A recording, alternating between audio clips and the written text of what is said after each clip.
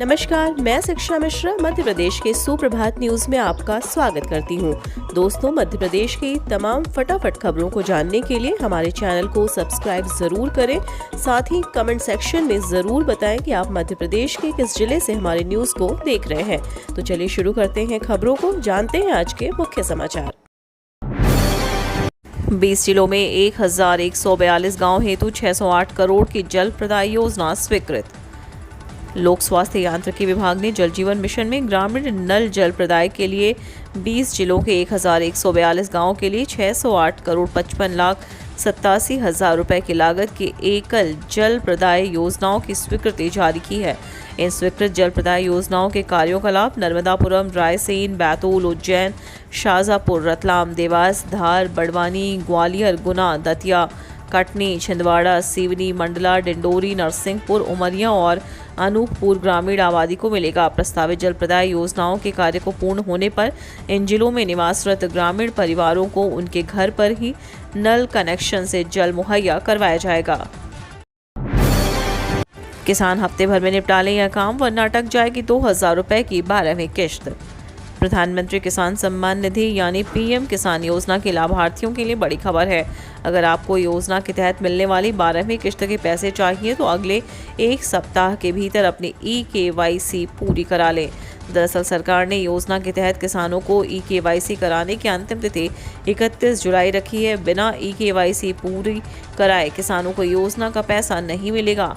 लिहाजा समय खत्म होने से पहले किसानों के लिए यह काम पूरा करना बेहद जरूरी है, वरना 12वीं किश्त का पैसा अटक जाएगा। बाल आयोग सख्त, अब बच्चों पर बढ़ाया बस्ते का बोझ तो होगी कार्रवाई।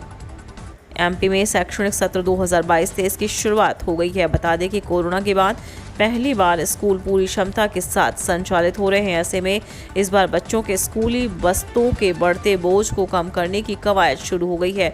इसको लेकर मध्य प्रदेश बाल आयोग सख्त नजर आ रहा है। राजधानी भोपाल में बाल आयोग की टीम ने कई निजी स्कूलों का औचक निरीक्षण किया, जिसमें टीम ने कई स्कूलों को सख्त निर्देश भी दिए हैं। सरकारी शिक्षकों के कक्षा में मोबाइल ले जाने पर रोक, निर्देश न मानने पर होगी कार्रवाई। सरकारी स्कूलों में शिक्षकों के कक्षा में मोबाइल का इस्तेमाल पर रोक लगा दी गई है।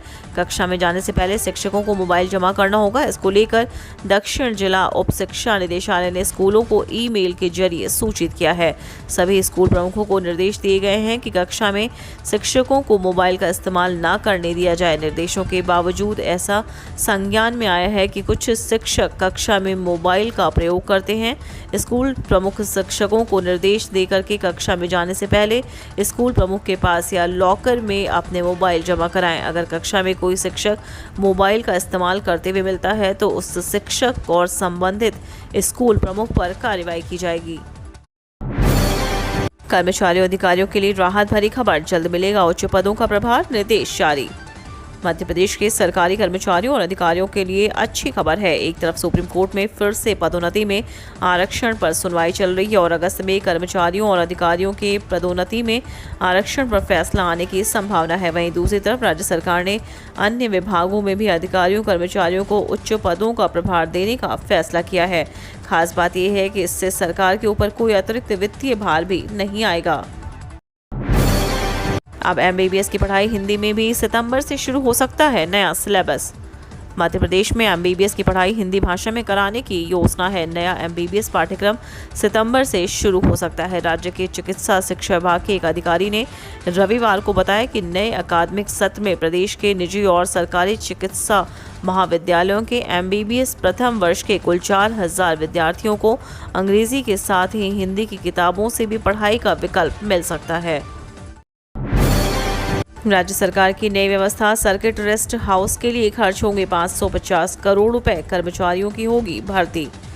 मध्य प्रदेश सरकार द्वारा एक बार फिर से व्यवस्था में बदलाव किया जा रहा है। दरअसल अभी तक मुफ्त सेवा देने वाले मध्य प्रदेश के 50 सर्किट हाउस और 45 रेस्ट हाउस को सुव्यवस्थित किया जाएगा और इसे व्यावसायिक उपयोग में लाया जाएगा। इसके अलावा इनमें से 34 सर्किट हाउस और रेस्ट हाउस को सरकार पर्यटन विभाग को सौंपेगी। वहीं रेस्ट हाउस को सरकार पर्यटन विभाग को सौंपेगी। किराए के जरिए सरकार इससे कमाई करेगी। हालांकि इससे पहले इन सभी पर 550 करोड़ रुपए खर्च किए जाएंगे।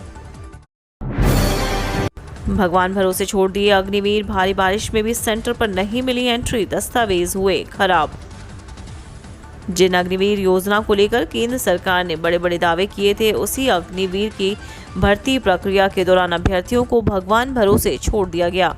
भोपाल में रविवार को यह परीक्षा एयरफोर्स के लिए 3 पारियों में आयोजित की गई थी। यह जानते हुए कि भोपाल में लगातार तेज बारिश हो रही थी और मौसम विभाग की भारी बारिश का अलर्ट है, परीक्षा केंद्रों पर किसी तारीख की कोई व्यवस्था नहीं की गई। नतीजा यह हुआ कि जब अभ्यर्थी परीक्षा देने के लिए सेंटर पहुंचे तो उन्हें समय से पूर्व एंट्री नहीं दी गई और बाहर भारी बारिश में उन्हें खड़े रहने को मजबूर होना पड़ा। कर्मचारियों के लिए बड़ी खबर, ईपीएफ पर फिर बढ़ेगा ब्याज दर, जाने सरकार का बड़ा बयान। ईपीएफओ के कर्मचारियों के लिए राहत भरी खबर है। दरअसल जल्द ब्याज की राशि उनके खाते में क्रेडिट की जा सकती है। इसी बीच एक बड़ी अपडेट सामने आई है। ईपीएफ की ब्याज दर में बदलाव को लेकर केंद्रीय मंत्री ने सरकार के रुख को स्पष्ट किया है। दरअसल राज्यसभा में एक सवाल के लिखित जवाब में उन्होंने यह बड़ी बात कही। पीएफ पर फिलहाल ब्याज दर में कोई बदलाव नहीं किया गया। वहीं कर्मचारियों को 8.1% ब्याज दर की घोषणा इसी वर्ष की गई है। वहीं राज्यसभा में एक सवाल के लिखित जवाब पेश करते हुए श्रम और रोजगार राज्य मंत्री रामेश्वर तेली ने स्पष्ट किया है कि फिलहाल पीएफ के ब्याज में बदलाव का सरकार का कोई इरादा नहीं है। एमपी में निकाय और पंचायत चुनाव के कारण बढ़ी कोरोना की रफ्तार, एक्टिव मामलों की संख्या 1,500 के पार। मध्य प्रदेश में नगरीय निकाय और पंचायत चुनाव के दौरान कोरोना के मरीजों की संख्या में इजाफा हुआ है।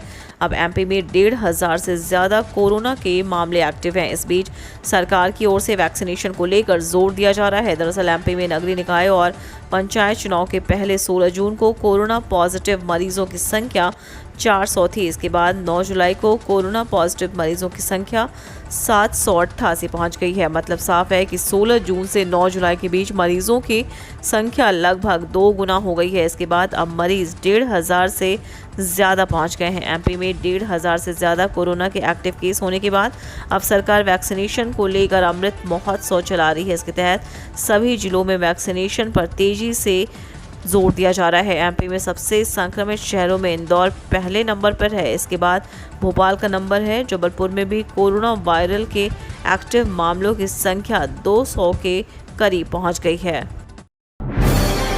सीएम शिवराज ने किया ऐलान, कहा 15 अगस्त से देंगे 1 लाख नौकरियां।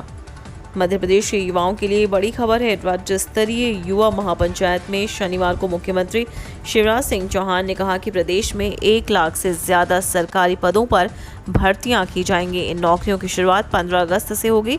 इतना ही नहीं, सरकार पदों पर नौकरी के साथ साथ हर महीने युवाओं को स्वरोजगार के अवसर भी प्रदान किए जाएंगे। जल्द प्रदेश की युवा नीति तैयार होगी। इसे स्वामी विवेकानंद की जयंती पर लॉन्च किया जाएगा। इसके अलावा प्रदेश का विकास करने के लिए राज्य युवा सलाहकार परिषद भी बनाई जाएगी। एमपी में कांग्रेस को लगा बड़ा झटका, 50 से ज्यादा कार्यकर्ताओं ने छोड़ी पार्टी। भोपाल में कांग्रेस को बड़ा झटका लगा है। भोपाल में 50 से ज्यादा कार्यकर्ताओं ने कांग्रेस का दामन छोड़ दिया है और AIMIM पार्टी को ज्वाइन कर दिया है। मानसून ट्रफ लाइन एक्टिव, 24 जिलों में भारी बारिश, बिजली गिरने का अलर्ट, जाने अपने शहरों का हाल। मध्य प्रदेश में अलग अलग स्थानों पर सक्रिय मौसम प्रणालियों में मानसून ट्रफ के मध्य प्रदेश से होकर गुजरने से प्रदेश में झमाझम बारिश का दौर जारी है। एमपी मौसम विभाग ने आज 3 संभागों और 13 जिलों में भारी बारिश की चेतावनी जारी की है। वहीं 7 संभागों में बिजली गिरने और चमकने का भी येलो अलर्ट जारी किया गया है। वातावरण में बड़े पैमाने पर नमी होने के कारण रविवार को प्रदेश के अधिकतर जिलों में रुक रुक कर बारिश होने की संभावना है। देश की पहली आदिवासी महिला राष्ट्रपति द्रौपदी मुर्मू आज लेंगी शपथ। महामहिम कोविंद का आखिरी संबोधन आज। राष्ट्रपति चुनाव में यशवंत सिन्हा को मात देकर देश की पहली आदिवासी राष्ट्रपति बनने वाली द्रौपदी मुर्मू आज सुबह 10:15 पर शपथ लेंगी। इस दौरान उन्हें 21 तोपों की सलामी भी दी जाएगी। 18 जुलाई को हुई मतगणना में द्रौपदी मुर्मू को कुल 6,76,803 वोट हासिल हुए थे, जो कुल वोटों का लगभग 64% है, जबकि उनके विरोधी यशवंत सिन्हा को कुल 3,80,177 वोट मिले थे। उधर निवर्तमान राष्ट्रपति रामनाथ कोविंद ने देश को राष्ट्रपति के रूप में आखिरी बार संबोधित किया। इस दौरान उन्होंने सभी देशवासियों का आभार जताया।